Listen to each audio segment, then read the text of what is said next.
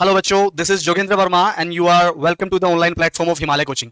तो आज हम बात करेंगे एफओस फेज 2 के बारे में। एफओस फेज 2 क्या है, किस तरीके की चीजें इसमें, किस तरीके से ग्रुप डिस्कशन होता है, कैसे टॉपिक को एनालाइज करना होता है, किस टाइप का फिजिकल होगा, इन सारी चीजों में जितने भी मिसकंसेप्शंस कैंडिडेट्स के दिमाग में हैं वो सारी चीजें आज हम क्लियर करेंगे इस वीडियो में। आप बने रहिए और मैं आप सभी को मेरे 8 साल के जो ग्रुप डिस्कशन का एक्सपीरियंस है उसके हिसाब से हर चीज को बहुत बारीकी से और कैसे आपको वहां पे अपडेट रखना है हर चीज में और किस तरीके से अपना बेस्ट देना है वो सारी चीजें हम डिस्कस करते हैं। ठीक है, चलिए। तो एफओस फेज 2 है क्या, कैसे आप इसको क्रैक कर सकते हैं, क्या बहुत ही फराटेदार, बहुत ही स्पेशल स्किल्स वाला बच्चा ही एफओस फेज 2 क्रैक कर सकता है, क्या जो गांव के हमारे संघर्षशील बच्चे हैं वो इसको क्रैक कर सकते हैं, तो उनके लिए टिप्स किस हिसाब से होगी, वो सारी चीजें हम इस एक ही वीडियो में डिस्कस करेंगे। ठीक है, तो फर्स्ट ऑफ ऑल एक बार प्रोसीजर की मैं बात करता हूं। देखिए जी, जिस तरीके का प्रोसीजर एफओस का होता है, तो ये आप ऐसा मत मानिए जी कि जो जैसे कि एनडीए में, सीडीएस में एसएसबी होती है उस टाइप का कुछ नहीं है। सिर्फ एक दिन, और वो एक दिन डिसाइड करेगा कि whether you are eligible to be an airman और नॉट। सिंपल है, बहुत सिंपल फंडा है, बहुत सिंपल रखना है। आपने अपने दम से टेस्ट किया है और आप इसके लिए भी एलिजिबल है और आप करेंगे, मुझे विश्वास है और आपको भी विश्वास होना चाहिए इस बात पे। ठीक है, तो फर्स्ट ऑफ ऑल मैं एक बार बता देता हूं ऑन एन एवरेज क्या होता है कि जिन बच्चों के का भी अब रिजल्ट आया है, सबसे पहले तो उन सभी को मेरी तरफ से बहुत सारी शुभकामनाएं फेज 2 के लिए। ठीक है, तो रिटर्न में अब ऑन एन एवरेज क्या होगा, अप्रोक्सीमेटली 12,000 टू 14,000 बच्चे जो हैं वो पास किए गए होंगे। अप्रोक्सीमेटली ये क्राइटेरिया होता है। पहले ये क्राइटेरिया 70 टू 20,000 होता था। ठीक है, अग्निवीर आने के बाद में इस तरीके की चीजें होंगी। तो जिस तरीके जितनी भी वैकेंसीज हैं उसके हिसाब से बच्चों को एलिमिनेट किया जाएगा, उनके फिजिकल और उनके साइकोलॉजिकल और उनके मेडिकल के बिहाफ पे। ठीक है, तो सबसे पहले मैं बात करूंगा, अभी अप्रोक्सीमेटली जनवरी में आपका फेज 2 जो है वो स्टार्ट होने वाला है। लगभग में 10 से 15 दिन के आसपास ये चीजें चलेंगी। किस तरीके से आपका फेज 2 आपको देना है, कैसे आप जाएंगे वहां, कैसे जितने भी सेंटर होते हैं, तो अब एक बार स्टार्टिंग से बात ही कर ही लेते हैं सभी की। ठीक है, तो जितने भी सेंटर होते हैं, किसी बच्चे का सेंटर दिल्ली आएगा, किसी का अंबाला आएगा, किसी का बेंगलोर आएगा, किसी का जोधपुर आएगा, ऐसे ऐसे आपको अलग अलग सेंटर बांट दिए जाएंगे। गुवाहाटी भी आ सकता है। तो ऐसे ऐसे अलग अलग सेंटर बांट दिए जाएंगे। बच्चों के माइंड में मिसकंसेप्शन होते हैं, कुछ पता नहीं, कुछ लोग यूट्यूब पे भी बहुत सारा कचरा पड़ा है इससे रिलेटेड कि भाई उस सेंटर में ना जो ऑफिसर्स होते हैं वो थोड़े से मतलब अलग टाइप के ही होते हैं, बच्चों को ऐसे रिजेक्ट कर देते हैं। तो ऐसा कुछ नहीं होता है, ऐसा कुछ नहीं होता है, बहुत ही आसान है आप सभी के लिए। तो मैं आपको आपके लिए उस दिन को थोड़ा सा एक एनालाइज कर देता हूं आपके सामने कि उस दिन एक्चुअल में होगा क्या और आपको किस तरीके से वहां परफॉर्म करना है। ठीक है, सो फर्स्ट ऑफ ऑल जब आपका एफकेट फेज 2 आप देने जाएंगे तो अपने डॉक्यूमेंट्स वगैरह अच्छे से कैरी करके ले जाइए, जो भी इंस्ट्रक्शंस में आपको दे रखे हैं। स्पेशली वहां फेज 2 का जो एडमिट कार्ड है वो अपने ओरिजिनल डॉक्यूमेंट्स, उनकी कॉपीज वगैरह और आपके जो फोटोज वगैरह हैं वो सारे के सारे आपको लेकर जाने हैं। ठीक है, और अपने ड्रेसेस में प्रेफरेंस ये है कि आप एक जो नॉर्मल लोअर टी शर्ट लेके जाते हैं बच्चे, वो शॉर्ट्स वगैरह लेके जा सकते हैं आप। ठीक है, वो जरूर साथ कैरी करके लेके जाएं। आपके रनिंग शूज वगैरह जरूर लेके जाने हैं आपको। ठीक है, तो सबसे पहले बात करते हैं हम एंट्री। अप्रोक्सीमेट आपकी जो एंट्री है वो लगभग 5 AM के आसपास आपके सेंटर में हो जाएगी। ठीक है, मतलब थोड़ा बहुत ऊपर नीचे हो सकता है। ठीक है, ये एंट्री है लगभग। ऑन एन एवरेज की अगर मैं बात करूंगा आप सभी से, तो अप्रोक्सीमेट 300 कैंडिडेट्स एक सेंटर पे पहुंचेंगे एक टाइम पे। कुछ बच्चे यहाँ पे एब्सेंट भी मिलेंगे आपको। ठीक है, तो एंट्री होगी आपकी ये। उसके बाद में आपके डॉक्यूमेंट्स वगैरह चेक किए जाएंगे। सभी बच्चों के डॉक्यूमेंट्स में आपका फेज 2 का एडमिट कार्ड वगैरह और ये 11th 10th और 12th की जो मार्कशीट्स वगैरह हैं ये। ठीक है, इसके बाद में आपको फिजिकल के लिए ले जाया जाएगा। तो जैसे कि हम आ रहे हैं फिजिकल पे ही, तो फिजिकल में सबसे पहले आपको फिजिकल के बारे में बता दूं, फिजिकल में क्या क्या होगा, किस तरीके से आपको प्रिपरेशन करनी है, कैसे नहीं। तो सबसे पहले फिजिकल के बारे में बताएंगे। उसके बाद एसआरटी में क्या होता है, सिचुएशन एंड रिएक्शन टेस्ट, ये क्या होता है, किस तरीके के क्वेश्चंस आएंगे, कैसे आपको परफॉर्म करना है। उसके बाद ग्रुप डिस्कशन क्या भला है ये, इसके बारे में जानेंगे। ठीक है, चलिए फर्स्ट ऑफ ऑल हम आते हैं फिजिकल पे।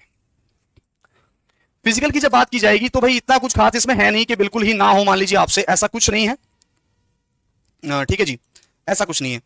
फिजिकल में जो मेल कैंडिडेट्स हैं उनके लिए 7 मिनट में जो 1 माइल का होता है, यानी कि 1600 मीटर की रेस है जो 7 मिनट में करनी है, गर्ल्स को ये 8 मिनट में करनी है। ठीक है, मतलब फिजिकल में क्राइटेरिया जो है वो थोड़ा अच्छा ही किया है आप लोगों के लिए। पहले ये 6.5 मिनट्स था लड़कों के लिए। ठीक है, तो ये सारी चीजें हैं। मोस्टली ये कि रनिंग वनिंग के बाद में आपको थोड़ा 5-10 मिनट का टाइम मिलेगा। बाद की जो चीजें हैं जैसे कि मैं बात करूंगा स्क्वाट्स, सिटअप्स और पुशअप्स की। ठीक है, इसके बाद में मेल जो कैंडिडेट है उसके लिए 10 पुशअप्स होंगे। ठीक है जी, और 1 मिनट का टाइम होगा। याद रखें बच्चे, आपके जो पुशअप्स है उनकी पोजीशन वगैरह को आप अच्छे से प्रिपेयर कर ले, किस तरीके से पुशअप्स लगाए जाते हैं, जो अच्छी पोजीशन तरीके की, और उसमें जो होल्ड रखते हैं वो ध्यान रखना। 2 से 3 से 5 सेकंड का जो होल्ड है वो रख सकते हैं। तो अच्छे से आप अपने पुशअप्स की तैयारी करके जाएं। ठीक है, याद रखिएगा 10-10 मिनट का में भी लगभग में इनमें गैप वगैरह मिल सकता है, मिलेगा आपको। 10 इसके बाद सिटअप्स है और 20 इसमें आपके पास स्क्वाट्स है। ठीक है, याद पुशअप्स हैं यहाँ पे 10 और 10 है यहाँ पे सिटअप्स और 20 है स्क्वाट्स। स्क्वाट्स यहाँ पे आप दंड बैठक जो बोलते हैं वो है, और सिटअप्स जो है वो जो पेट की एक्सरसाइज में भी आपने ऐसे की होगी वो आप देख लेना आराम से, आपको यूट्यूब वगैरह पे मिल जाएगी किस तरीके से ये लगाई जाती है। थोड़ी सी चीजें ध्यान रखना यहाँ पे, जब आप स्क्वाट्स लगाते हैं तो आपके जॉइंट्स में से आवाज नहीं आनी चाहिए। अगर आवाज आती है तो उसमें कोई फिश ऑयल वगैरह मिल जाएगा आपको मेडिकल स्टोर वगैरह पे, उसके कुछ कैप्सूल्स वगैरह होते हैं वो ले लेना, ठीक है, वो अच्छे होते हैं, ठीक है वो। और स्क्वाट्स लगाते टाइम आप पीछे ना गिर जाएं, थोड़ा ये भी ध्यान रखना, ठीक है। सिटअप्स में कोई खास इशू आता नहीं है बच्चे को, ठीक है। तो जब आप फिजिकल देंगे यहाँ पे तो ऑन एवरेज 40 to 50 कैंडिडेट्स लगभग यहाँ पे डिस्क्वालीफाई हो जाएंगे, मतलब आप 250 के आसपास ही बचेंगे। गर्ल्स में भी, गर्ल्स में थोड़ा सा इनमें ये है कि फिजिकल में थोड़ी रियायत देते हैं, इनमें सिर्फ 10 सिटअप्स और 15 स्क्वाट्स हैं। प्रॉपर इसको देख लीजिएगा आप,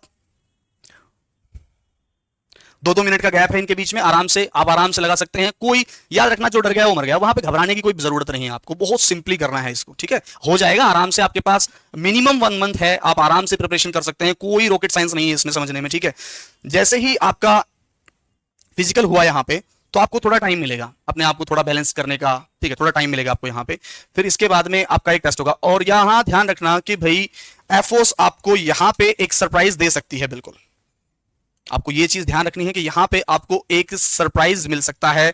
हर साल कुछ ना कुछ नया एडअप होता है, ठीक है। ये सब कहने की बातें हैं, डीएफटी नहीं होगा, एसआरटी नहीं होगा, एक बार तो रनिंग नहीं हुई थी, कदमताल हुई थी, ठीक है। तो एक सरप्राइज आपको मिल सकता है, किसी भी टाइप का सरप्राइज हो सकता है। वो सरप्राइज जैसे कि किस टाइप का, जैसे एक बार ऐसा हुआ था कि एक डीएफटी टेस्ट हो गया था, और ये बात किसी को नहीं पता होती, सब कहने की बातें हैं कि भाई ये होगा ये नहीं होगा, ऐसा कुछ नहीं होता है, ठीक है। डीएफटी टेस्ट हो गया था, डीएफटी टेस्ट एक होता था कि इंग्लिश का एक टेस्ट हुआ था 20 मार्क्स का, जैसे आपके फेज 1 में होता है इंग्लिश का पोर्शन, कुछ कुछ उस हिसाब का एक टेस्ट हुआ था, जिसमें ऑफलाइन होता है वो पेपर वहां पे, और 20 में से 10 आपको स्कोर करने होते हैं, तब आप आगे चलेंगे, इस हिसाब का टेस्ट होता है। तो ये अभी फिलहाल लास्ट 2 या 3 बार से तो नहीं हो रहा, एक बार हुआ था ये, ठीक है। दूसरा है आपका SRT test, situation and reaction test, ठीक है, थोड़ा साइकोलॉजिकल मैटर पे है ये। इसमें क्या होगा, एक बार इसके बारे में बात कर लेते हैं।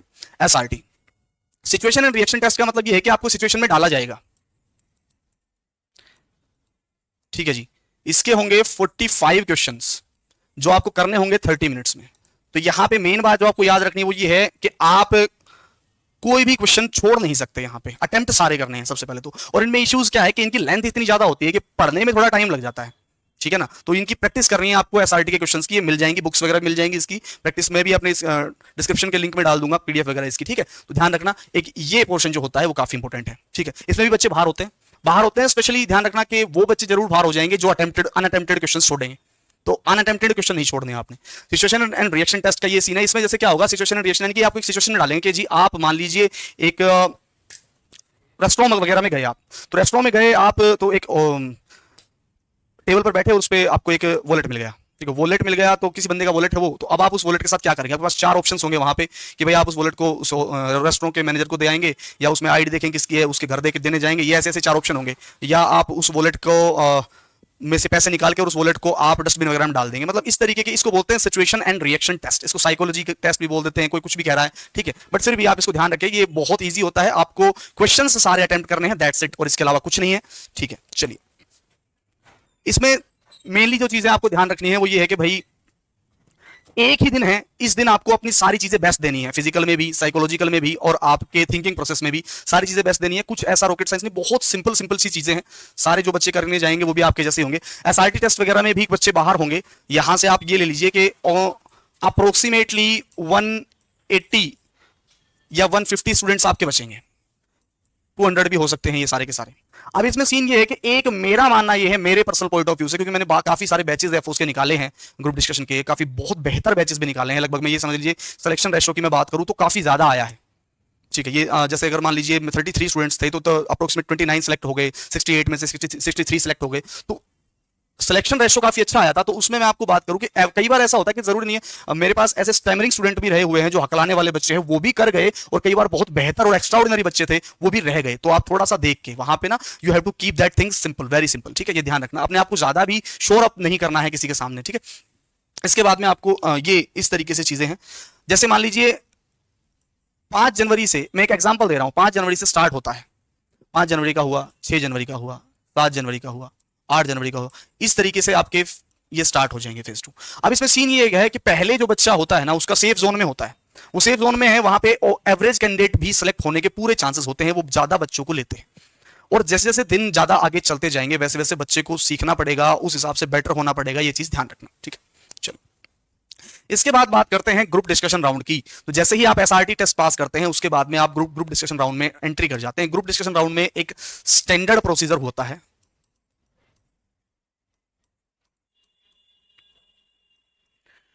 स्टैंडर्ड प्रोसीजर क्या होता था जो 2 3 4 साल चला, उसमें क्या होता है कि भाई आपकी एंट्री जो है एक हॉल में होती है, ठीक है। उस हॉल में अप्रोक्सीमेटली आपके जैसे 150 कैंडिडेट्स बच गए तो उनमें 15 कैंडिडेट्स के कुछ ग्रुप बना दिए, ठीक है, या 12 कैंडिडेट्स के ग्रुप बना दिए, इस तरीके से ग्रुप्स बना देते हैं आपके। तो एक बार में कोई हॉल है और इसमें चेयर्स डली हुई हैं, इस तरीके से चेयर्स डली हुई होंगी यहाँ पे, और यहाँ पे ऑफिसर्स बैठे होंगे।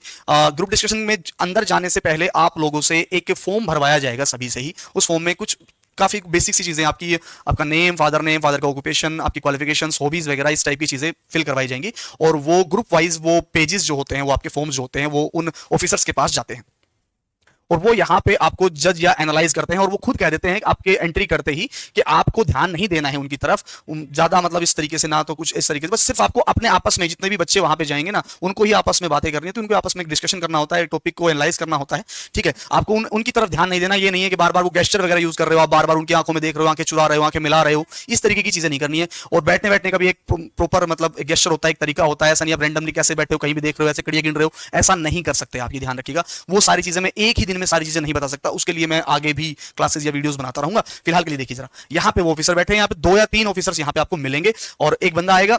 स्टैंडर्ड प्रोसीजर की मैं बात कर रहा हूं जो पहले होता था। एक बंदा आएगा और वो एक ट्रे टाइप में आपको एक A4 शीट लाके देगा सभी को, जो एक साइड से ब्लैंक होगी और एक साइड से जिसमें अप्रोक्सीमेटली 100 to 150 के आसपास वर्ड्स लिखे होंगे, यानी कि एक ऐसे टाइप का होगा जिसका टाइटल नहीं होगा, टाइटल गिवन नहीं होता। कुछ साल ये ही चला था और हो सकता है कि ये भी अब हो जाए, ऐसा कुछ नहीं है, ठीक है ना, ये हो जाए। तो उसमें क्या होता था, आपको 2 मिनट के लिए उसको टाइम मिलता था, 2 मिनट का, 5 मिनट का, 2 मिनट का टाइम मिलता है, उसको पढ़ के उसको डिड्यूस करना है पूरा, ठीक है। उसके बाद में आपको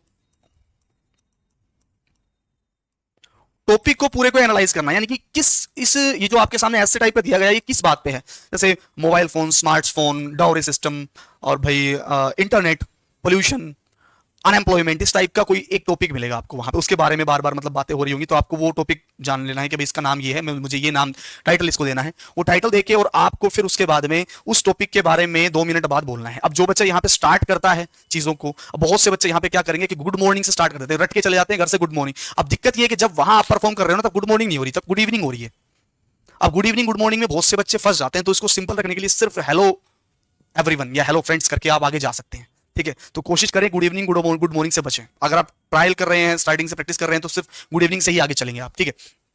टॉपिक को आपको एनालाइज करना है। टॉपिक के बाद में यहां सबसे बड़ा मिसकंसेप्शन ये है बच्चे का कि यूट्यूबर वगैरह या जो है, मैं खुद अपने एक्सपीरियंस से बता रहा हूं, चीजें ये है कि भाई आपको मैक्सिमम से मैक्सिमम 70 सेकंड्स का टाइम मिलेगा एक कैंडिडेट को, या मैं इसको 1 मिनट भी कह सकता हूं, और बहुत बार तो 1 मिनट से भी कम, यानी कि 1 ही मिनट में आपको अपना इंट्रोडक्शन और टॉपिक के बारे में आपका जितना भी आप बोल सकते हो वो सारा अच्छे से अच्छा मैटर या कंटेंट वो डिलीवर करना है 1 मिनट के अंदर। ये यहां पे ध्यान रखना, रटी रटाई सीखी सिखाई चीजें आप कुछ भी बोल रहे हो इंट्रोडक्शन में, ऐसा आप नहीं कर सकते हो बच्चों, ये चीज आप ध्यान रखिएगा सभी, ठीक है। विद इन 1 मिनट, इसमें स्टैंडर्ड टाइम क्या होता है कि 20 सेकंड्स में आप अपना इंट्रो खत्म कीजिए और टॉपिक को दीजिए आप बाकी के 40 सेकंड्स के अप्रोक्स, मतलब ये 20 से 1-2 सेकंड ऊपर, 2 3 4 5 सेकंड ऊपर चलेगा, ये भी थोड़ा सा आगे पीछे चले, कोई इशू नहीं है, ठीक है। अब किस तरीके से टॉपिक को एनालाइज करना है, किस तरीके से आपको इनिशिएट करना है, किस तरीके से आपको उसकी डिटेलिंग में जाना है, कैसे आपको उसको एंड करना है, ये सारी चीजें सीखने एक दिन में चीजें नहीं आती हैं, क्योंकि ये एक स्टेज फियर भी हो जाता है किसी बच्चे को जिसने कभी स्कूल वगैरह में स्टेज को फेस ही नहीं किया है, वो किस तरीके से ये चीजें फेस कर पाएगा। वो चीजें क्लासेस वगैरह में या हमारे यहाँ पे चीजें हैं, क्योंकि सारी चीजें तो आप ऑनलाइन नहीं पढ़ सकते ना, आपकी पर्सनैलिटी डेवलपमेंट तो ऑनलाइन नहीं हो सकती ना, और हो भी सकती है तो आपका उतना आईक्यू है या नहीं है कि आप ऑनलाइन चीजों को सीख सकते हो, तो वो थोड़ा देखना, ठीक है। चलिए अब बात करते हैं इंट्रोडक्शन की। तो सॉरी, अभी ये स्टैंडर्ड प्रोसीजर था। स्टैंडर्ड के बाद में आजकल जो हो रहा है, आजकल किस तरीके से हो रहा है कि आपको टॉपिक का नेम बता रहे हैं, टॉपिक का नेम दे रहे हैं, आपको एक शीट दे रहे हैं, ठीक है, एक रफ शीट दे रहे हैं, उस शीट को उस शीट पे आपको उस टॉपिक के बारे में लिखना है, जो भी आपको पता है वो लिखना है, बिल्कुल उसको आप अपने पास रख सकते हो। और फिर कई एक ऐसा भी हो सकता है कि उस शीट को वो लोग लें ठीक है, या ऐसा भी हो सकता है उस शीट को आपके पास ही रखें और फिर उसके शीट में से देख देख के बोलना है। इस तरीके से भी हुआ था जब ग्रुप डिस्कशन के लिए बच्चों को टाइम नहीं दिया गया, और आई थिंक लास्ट टाइम से उससे भी पहले जो हुआ था अग्निवीर के शायद पहली जो एफओस की था उसमें टाइम नहीं दिया था बच्चों को, थोड़े दिन बाद ही बुला लिया था बिल्कुल, ठीक है, रिजल्ट के विद इन 1 वीक के आसपास का टाइम दिया था, तब ऐसा कुछ किया था। तो वो शीट का प्रोसीजर है, वहां पे आपको टॉपिक का नाम मिलेगा, टॉपिक के बारे में आराम से लिखिए और बोलिए।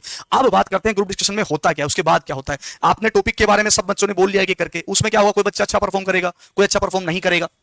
उसके बाद आप सभी को क्या करना है, उसके बाद हम सभी को करना है कि भाई वो बोलेंगे कि इस टॉपिक पे आप ग्रुप डिस्कशन कीजिए। ग्रुप डिस्कशन मतलब उस टॉपिक के बारे में आपको एक दूसरे से मतलब डिस्कशन करना है, किस बच्चे के पॉइंट्स ऑफ व्यू क्या है उस टॉपिक से रिलेटेड, मतलब आपको अपने विचार व्यक्त करने हैं, आप उसके अगेंस्ट में हो, उसके मतलब बिहाफ पे बोल रहे हो, और इस तरीके से आपको 2 से 3 बार बोलना है, ज्यादा आप वहां ना बोलें, ठीक है, ओवर एक्ट वहां पे आपके साथ दिक्कत कर सकता है, ठीक है जी।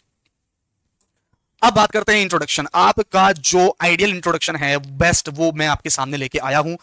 बहुत सी चीजें हैं, मदर नेम हो गया कि भाई मैंने +2 यहां से स्कूल से की, इस यूनिवर्सिटी से की, सब इररिलेवेंट है। आप सभी ध्यान रखिए बेटा, जितना इररिलेवेंट मैटर है उसको हटाइए, आप इसको छाप लीजिए। मैं गारंटी देता हूं कि इससे बेस्ट आपको इंट्रो कहीं नहीं मिल सकता, याद रखिएगा, ठीक है। सिंपली आप दिस इज के बाद में अपना नाम या आई एम के बाद में अपना नाम, ठीक है, सन ऑफ, डॉटर ऑफ, पिताजी का नाम, वो क्या करते हैं, ठीक है, उनका प्रोफेशन क्या है, प्रोफेशन को भी थोड़ा सिंपल ही रखना, ठीक है। आई एम फ्रॉम, आप यहां पे सिर्फ मैं कहां से हूं, या आई बिलोंग टू सिटी और स्टेट, सिंपली जैसे मैं रेवाड़ी से हूं तो Rewari, I belong to Rewari Haryana, ठीक है, गुड़गांव हरियाणा, अलवर राजस्थान, इस तरीके से। अबाउट माई एजुकेशन क्वालिफिकेशन, या my education qualifications are, about my education qualifications, I have passed my intermediate, ठीक है ना, यहां पे I have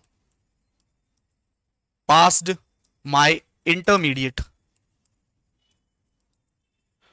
with an aggregate of blank percent, ये आपको ऐसे इस तरीके से इतने परसेंट से मैंने की थी, ठीक है, with science streams, commerce streams, इस तरीके से बता सकते हैं आप। और इसके बाद में डायरेक्ट यहां से I want to express my thoughts on topic, topic का नाम और फिर इस टॉपिक के बारे में जितने बात जानते हैं वो सारी चीजें। इररिलेवेंट मैटर को जितना अवॉइड करोगे उतना बेटर रहेगा। तो मेरा नाम जोगेंद्र वर्मा है जी, और मैं लेके आया हूं आप सभी के सामने एफओस फेज 2 का ऑफलाइन बैच हमारे यहाँ पे चल रहा है रेवाड़ी में।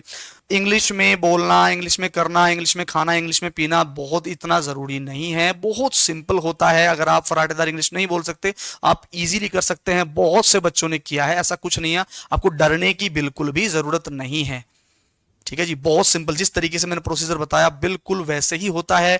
आप वो 1 मिनट डिसाइड करेगा ग्रुप डिस्कशन का कि आप एयरमैन बनेंगे या नहीं बनेंगे। उस 1 मिनट में अपने व्यूज किस तरीके से बनाने हैं, कैसे चीजों को डिसाइड करना है, वो सारी चीजें यहां पे मैं सिखाऊंगा आपको, ठीक है। तो जितने भी बच्चे एफओस फेज 2 के लिए प्रिपरेशन कर रहे हैं उन सभी को बेस्ट ऑफ लक, ठीक है, खुश रहिए और अच्छे से अपने फेज 2 की तैयारी कीजिए।